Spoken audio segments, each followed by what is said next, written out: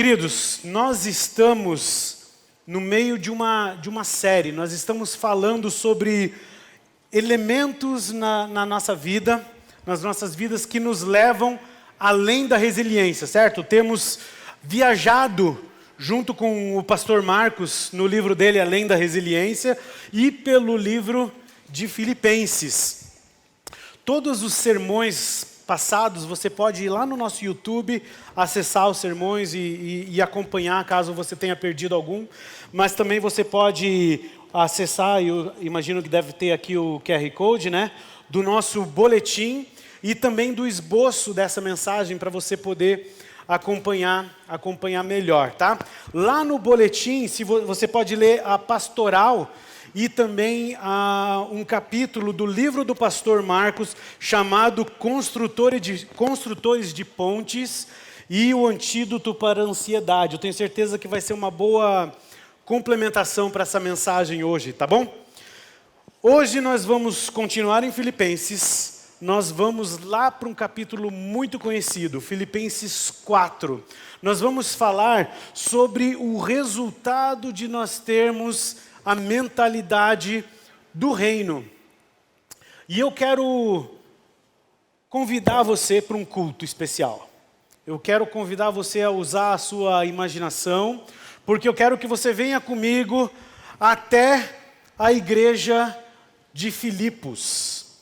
E naquela igreja, um domingo especial, todos estão reunidos, os irmãos daquela igreja todos estão presentes, entre eles duas mulheres, Evódia e Sintique.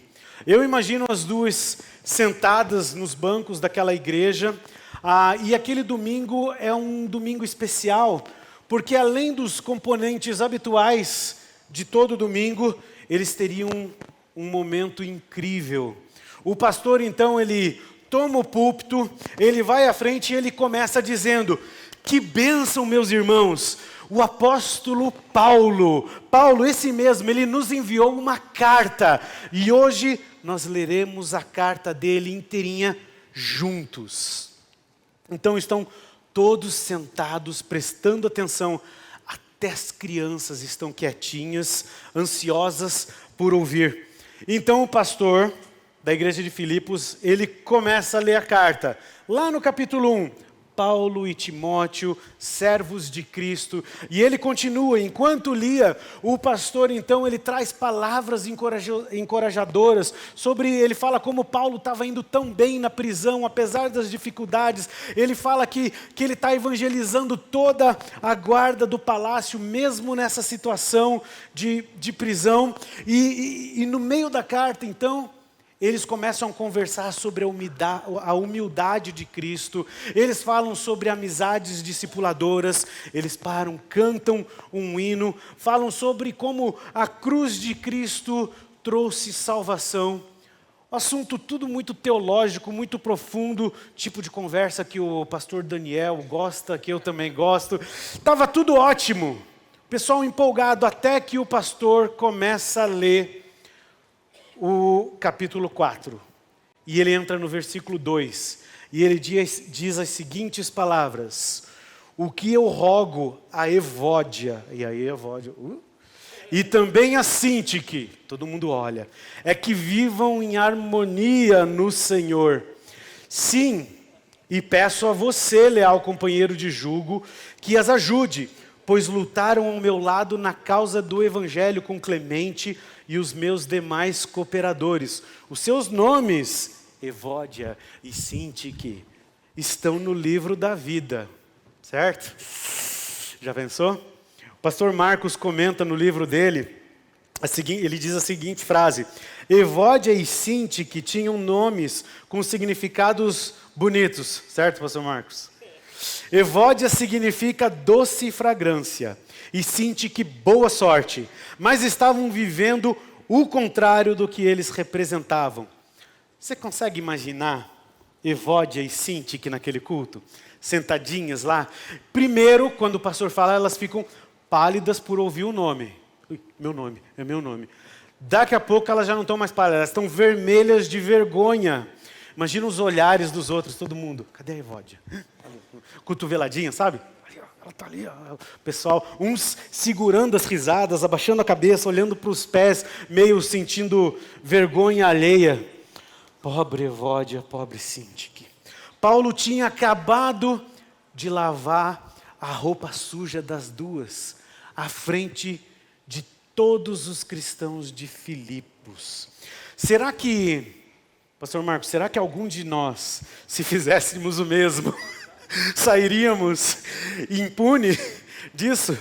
Provavelmente citar de púlpito o nome, chamar a atenção dos irmãos por causa das suas brigas, não ia dar certo. Provavelmente nós seríamos criticados, certo, pastor? Pastor Edmilson, né? Que coisa mais imprudente, certo? Que violação à ética pastoral. Mas, queridos, é exatamente isso que o apóstolo Paulo faz.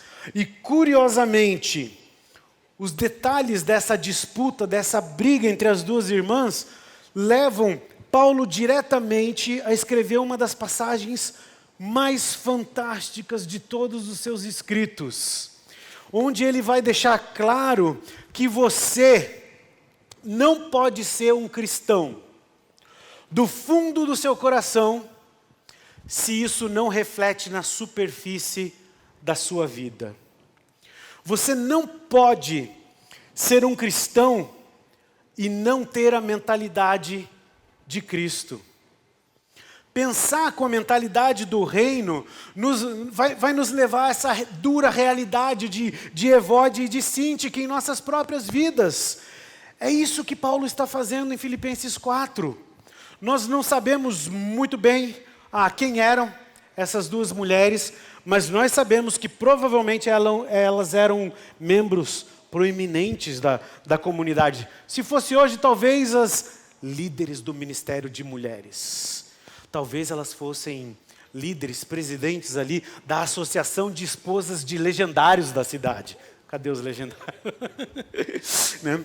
A gente sabe que elas eram membros importantes da igreja que acabaram se envolvendo em alguma briga, em alguma discussão, em alguma disputa. Talvez fosse um assunto doutrinário, talvez fosse pessoal, talvez elas tivessem discordado da forma de liderar o PGM, ou da coordenação, como liderar a coordenação lá do ministério de oração.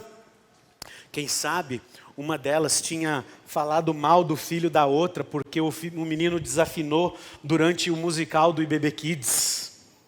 Sei, coisas que acontecem por aí, certo? Aqui não, né? Só em Filipos. Qualquer que fosse a questão, queridos, logo todo mundo descobriu que elas estavam em desacordo. Só que Paulo, nós vemos que Paulo claramente amava essas duas mulheres, essas duas senhoras. Ele trabalhou com elas, lado a lado, ele diz, no ministério. O apóstolo, ele estava tão chateado, ele estava tão triste com essa situação, que ele assume o risco de chamar a atenção delas pelos nomes na sua epístola. A versão resumida do conselho de Paulo a essas duas é a seguinte: Evódia e Sintique, façam as pazes.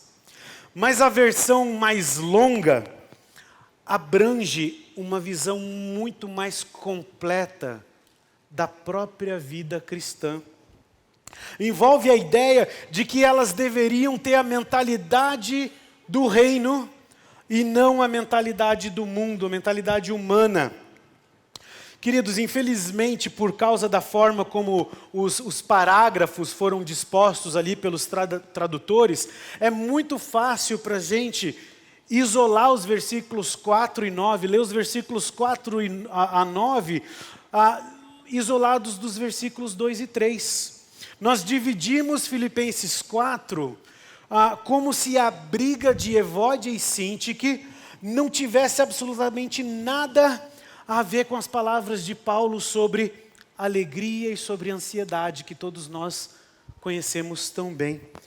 O contexto aqui não é sobre vencer a ansiedade, isso é consequência.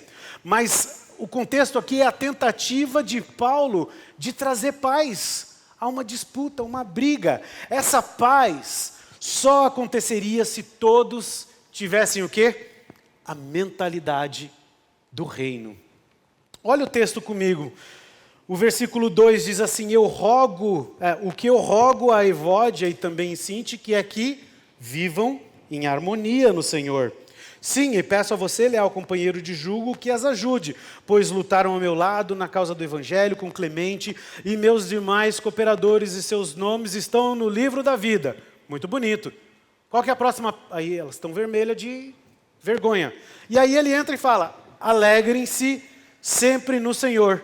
Novamente direi, alegrem-se. Não está estranho alguma coisa aqui? Imagina a leitura pública desse texto sendo feita pela primeira vez na igreja de Filipos. A melhor maneira de compreender o significado dessa admoestação, desse conselho de Paulo sobre nos alegrarmos, é lembrar que quando ele traz essa ordem, alegre-se sempre no Senhor, outra vez eu direi alegre-se, Evódia e Sintique ainda estavam vermelhas, e aí todo mundo ainda estava batendo o cotovelinho no lado, passando vergonha alheia. Você percebe? Essa ordem, alegrem-se, ela veio de surpresa para todo mundo. Imagina que se durante uma assembleia aqui da igreja, para decidir se nós vamos ou não comprar o terreno do lado, um membro do conselho e um membro da igreja começam a discutir, começam a brigar, e aí o pastor Roberto levanta e fala: para, tudo bem, gente, é o seguinte, vamos nos alegrar. Esquisito, né? Imagina que um professor do IBB Kids está dando aula, e aí duas crianças começam a rolar, brigar e se bater, ele para e fala: ok, façam as pazes, e é o seguinte, alegrem-se. Você acha que esses meninos iam olhar, esse professor bebeu? Queridos, mas é exatamente isso que o apóstolo Paulo faz. Ele diz que de alguma forma a alegria pode ajudar a acabar com aquela disputa. Então, antes mesmo que a gente perceba, que a igreja perceba, Paulo está indo direto ao ponto do que é que a mentalidade do reino faz. Sabe o que ela faz? A mentalidade do reino, ela gera alegria diante das lutas. Primeiro, Paulo lembra aos filipenses que porque o Senhor está perto, eles poderiam demonstrar então uma atitude gentil, uma atitude generosa em todas as suas vidas. Olha só o versículo 5 que ele diz: seja me ajuda, a amabilidade de vocês conhecidas de todos. Por quê? Perto está o Senhor. Você pode ser gentil porque Jesus está segurando a tua mão, Ele está pertinho e dizendo: seja gentil. Então no verso 6, ele fala brevemente sobre o cerne da mentalidade do reino, exortando a Evódia, Sintique e a todos os crentes de Filipos a orarem pelas coisas que os deixavam mais preocupados, pelas coisas que geravam ansiedade. Ele diz então, versículo 6, muito conhecido, ele diz assim: não andem ansiosos por coisa alguma, Evódia, Sintique, Filipenses, mas em tudo pela oração e súplicas, e com ação de graças, apresente os seus pedidos a Deus. E a paz de Deus, que excede todo entendimento, guardará o coração e mente de vocês em Cristo Jesus. Queridos, Paulo tem uma certeza: a mentalidade do reino, ela não gera somente alegria, a mentalidade do reino gera a paz. Que tipo de paz? Que excede todo entendimento. Segundo esse versículo, segundo o verso 7, essa paz, ela tem duas características. Primeiro, ela excede todo entendimento. Ela é sobrenatural. só quem se entrega a Jesus consegue sentir esse tipo de paz. Talvez não entenda, mas sente. Só quem tem Jesus. Segundo, ele diz ali, ela guarda o nosso coração e mente. Aqui Paulo está usando um termo militar para descrever o que a paz faz pelos nossos corações e as nossas mentes, pelas mentes dos cristãos.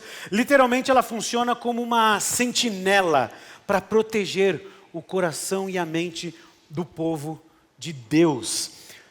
Paulo não identifica claramente o que essa sentinela está defendendo, mas no texto a gente consegue entender. Fica claro que ele está ensinando que a paz de Deus, essa sentinela, protege os corações e mentes do povo de Deus da ansiedade em relação a algumas coisas, em relação a tudo, em relação a qualquer coisa.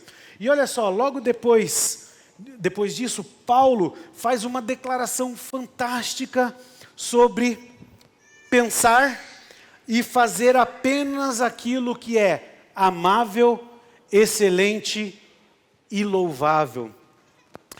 Sabe o que ele quer fazer? Ele quer ensinar a Evódia, ele quer ensinar a Sintique, ele quer ensinar aos filipenses e a todos os crentes do mundo que a paz que todos precisam é resultado de uma mentalidade centrada no reino de Deus. Só que Paulo vai ainda mais fundo. Ele começa então a esmiuçar o que é ter essa mentalidade que produz a paz de Deus.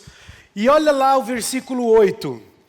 Ele diz assim no versículo 8, então ele chega depois disso e ele fala, finalmente, irmãos, irmãs, tudo que for verdadeiro, me ajuda lendo esse versículo, tudo o que for, tudo o que for, tudo o que for, tudo o que for, tudo o que for de boa fama, se houver algo ou digno de, pensem nessas coisas. Eu gosto muito desse texto. Eu gosto de chamar esse texto de o filtro da mente. Eu memorizei ele há vários anos atrás, tantos anos atrás que era na revista e atualizada, né? Mas muitas vezes eu precisei usar o filtro da mente na minha vida. Sabe aquele momento que você deita e você não consegue dormir porque você fica pensando besteira, aquilo que está acontecendo no trabalho, a situação de ansiedade, e eu parava e falava, Senhor, peraí, tudo que for verdadeiro, tudo que for respeitável, tudo que for justo, tudo que for puro, tudo que for amável, tudo que for de boa fama, se alguma virtude há, se algum louvor existe, é isso que eu tenho que pensar. Esse é o filtro da mente. Você percebe que Paulo, nesse momento, ele alcança não só os nossos pensamentos, mas as nossas emoções e as nossas ações. Como é que Paulo consegue ir de uma briga entre duas irmãs a um resumo de como é viver com a mentalidade do reino? Incrível isso, né? Como é que uma briga entre duas pessoas nos leva a pensar sobre a atitude que um cristão deve ter em relação à vida? Bem, é o seguinte, nós saímos do ponto A, da briga, para o ponto B, a mentalidade do reino, porque na mente de Paulo, a mentalidade do reino, ela tem relação direta com a forma como nós tratamos uns aos outros. Porque a forma de lidarmos com o próximo, ela revela a nossa mentalidade. Para Paulo, o evangelho ele tem que estar contido, ele tem que estar dentro de todas as nossas interações e relacionamentos. A grandiosidade de Deus deve transbordar em nossas palavras, em nossas ações e em nossos pensamentos. Queridos, Existe algum desafio maior do que esse? Pensar somente no que é bom. Paulo está dizendo aqui que nós temos que viver com uma fome de bondade, com uma sede de amabilidade e com um desejo enorme por tudo que é de boa fama, por tudo que é excelente. Sabe quando uma criança só pensa naquele brinquedo que ele quer? Quem tem filho aqui? Provavelmente sabe o que eu estou dizendo. O meu filho de 8 anos, ele quer muito um videogame. Para onde ele olha, ele vê o videogame. Adivinha o que ele pensa o dia inteiro? Nintendo Switch, papai. Lego Marvel Super Heroes 2. Tem que ser o 2, não pode ser o 1. Eu nem sabia que tinha. Super Mario Kart 8.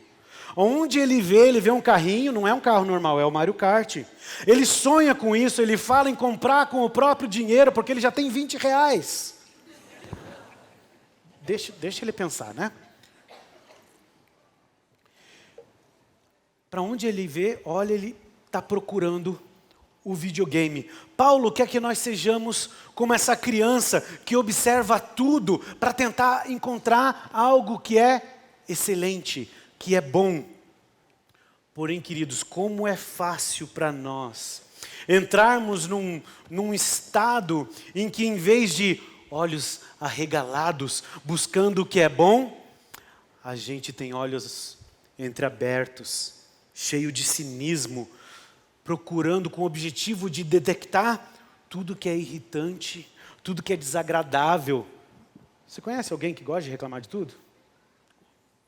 É isso aí, é fácil para a gente cair na mesma. Acontece que depois de um tempo você não percebe mais, a vida é simplesmente assim, é o que vivemos na igreja, o pessoal faz isso mesmo. Nós não levamos mais as coisas a Deus em oração, porque nós nos acostumamos tanto a se sentir assim, que quase não percebemos mais. Já é hábito você se sentar num determinado lugar, porque você sabe que certa pessoa senta do outro lado da igreja.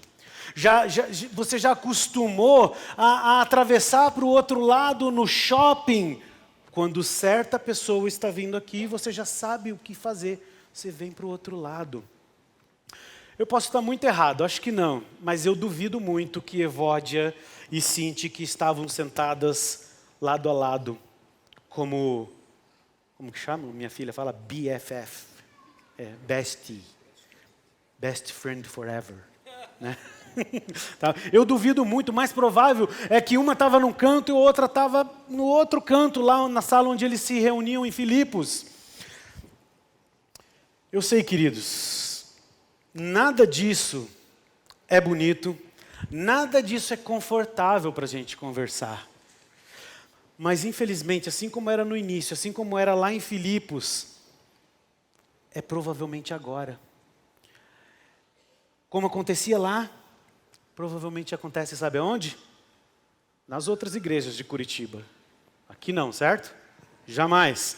É como uma autora chamada Kathleen Norris, ela diz o seguinte: se é uma reunião de indivíduos que pensam como você, que você está procurando, então você deve se juntar a um partido político e não a uma igreja. Porque em uma igreja, o que você tem é um grupo de pessoas extremamente diversas, diferentes de você, que compartilham apenas uma coisa em comum: a fé em Jesus Cristo. Essa fé, ela pode até ser a coisa mais importante do mundo, mas nem sempre ela vai ser o suficiente para evitar os tipos de conflitos e disputas que muitas vezes podem dificultar a vida de uma congregação como a nossa. Paulo sabia que isso era verdade nas primeiras igrejas cristãs, e eu tenho certeza que ele não ficaria nem um pouco surpreso se ele descobrisse que isso já aconteceu aqui. Mas tem um contudo aqui, queridos. Contudo, a igreja com o I maiúsculo, ainda é o lugar mais seguro do planeta. A igreja é onde você encontra pessoas diferentes, com pensamentos diferentes, com hábitos diferentes, mas em busca de um mesmo objetivo. É lá que eu quero estar. Caminhando com vocês, diferentes de mim, buscando a glória de Deus. Olha lá novamente o que o versículo 4 diz. Se você sabe de cor, fala comigo. Ele diz assim: alegrai-vos sempre no Senhor. Outra vez digo, alegrai-vos. Queridos, por si só, esse versículo já é um desafio enorme, certo? Eu nem tenho certeza se eu consigo entender exatamente o que significa alegrem-se sempre. Sempre? Na morte? Na destruição? No sofrimento? Alegrem-se sempre. Eu acho que mesmo nos melhores dias, a maioria de nós aqui teria motivos para duvidar se realmente nós conseguimos nos alegrar em cada momento. Só que, queridos, quando você olha para o contexto, mais uma vez, desse versículo, um cenário, você lembra, de conflitos, de brigas, de grande tristeza para Paulo. Então o desafio dessa alegria contínua fica maior ainda.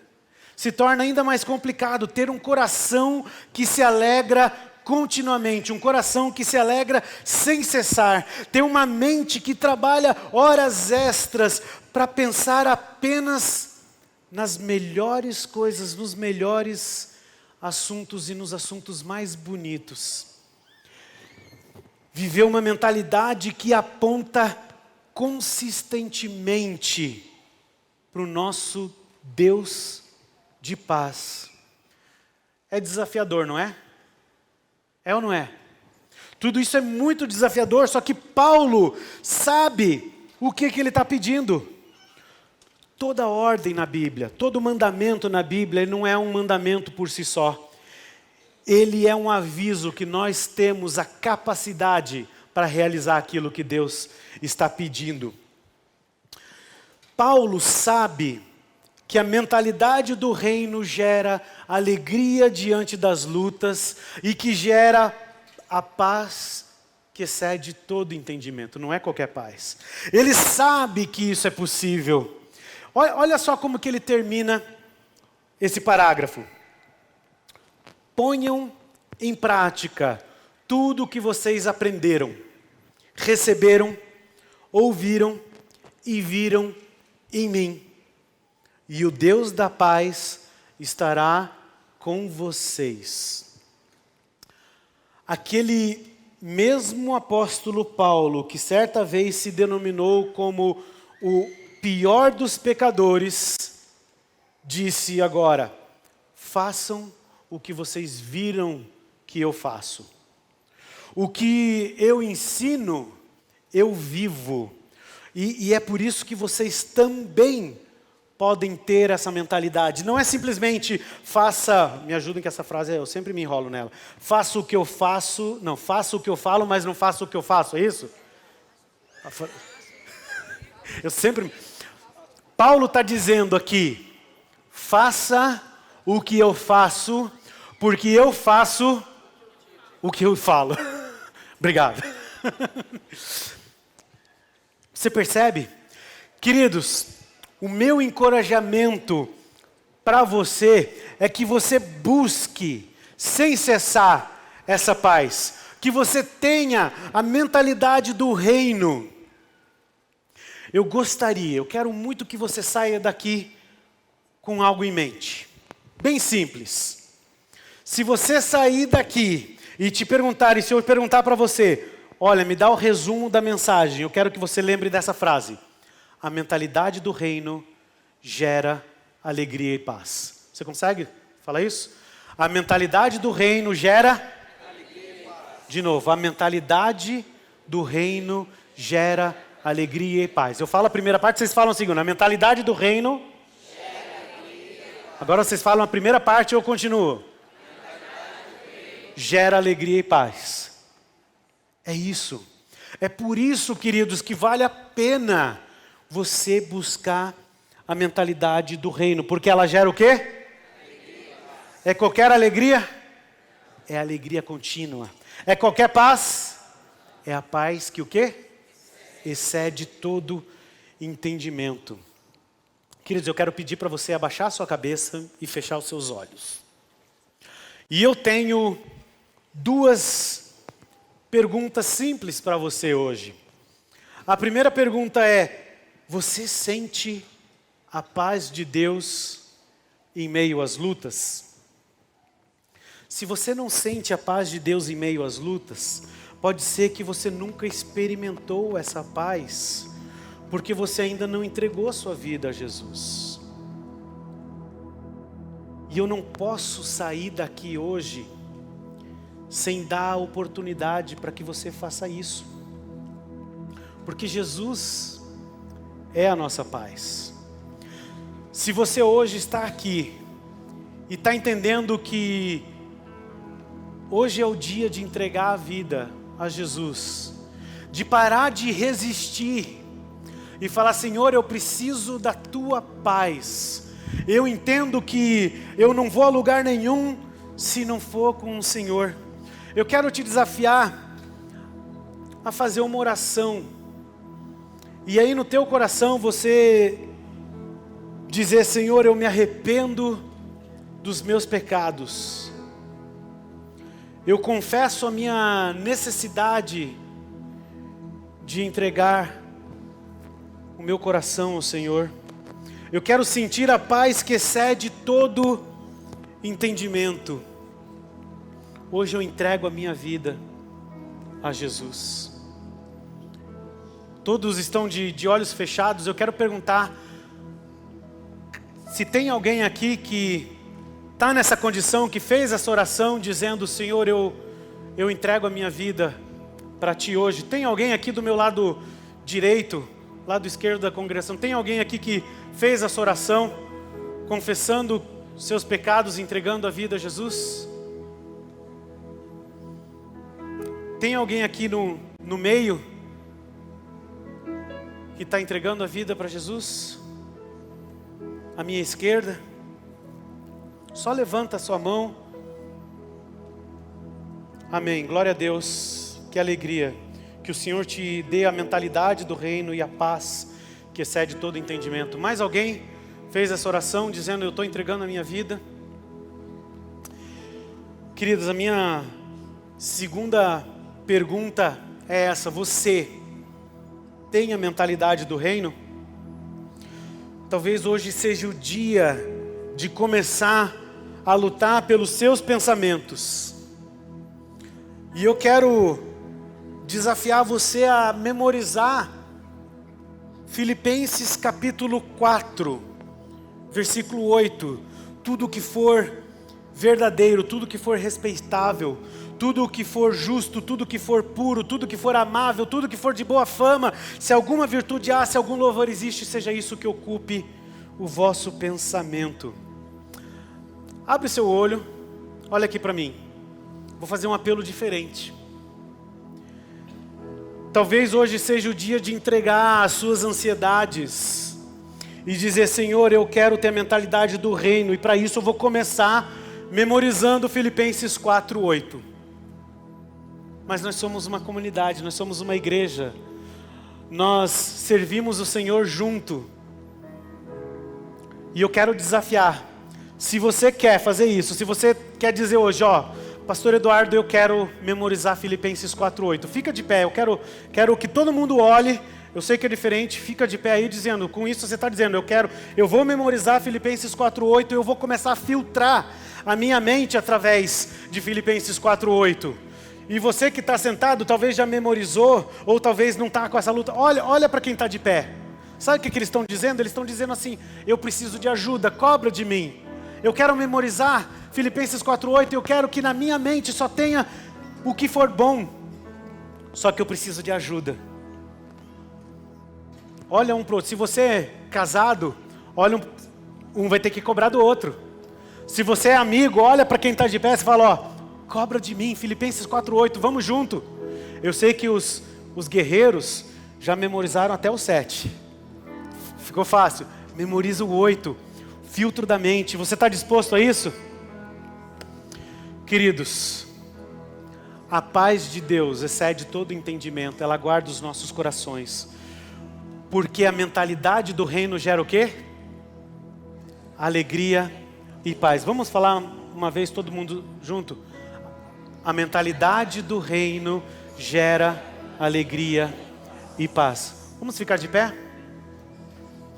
Senhor, nós estamos aqui diante do Senhor, Pai, nos comprometendo. Alguns de nós aqui estão se comprometendo a memorizar Filipenses 4:8, não como simplesmente algo mecânico, mas com a certeza, Pai, de que através da Tua palavra o Senhor pode nos ajudar a buscar tudo o que for verdadeiro, tudo o que for justo, tudo o que for reto, puro, tudo o que for excelente, tudo o que houver, que for de boa fama, Pai, tudo que houver uma virtude, Pai. Nós queremos, como igreja, ser uma igreja que tem a mentalidade do reino, sabendo que a mentalidade do reino gera alegria, uma alegria constante, uma alegria no momento difícil, sabendo que a mentalidade do reino ela gera paz, e não é qualquer paz, Senhor, é a paz que excede todo entendimento, Pai. Nós entregamos, Pai, as nossas mentes, os nossos corações nas Tuas mãos, para que o Senhor nos conduza rumo à paz que excede todo entendimento. Oramos no Teu nome, Senhor Jesus. Amém. Amém. Obrigado, queridos. Deus abençoe. Vamos declarar essa paz.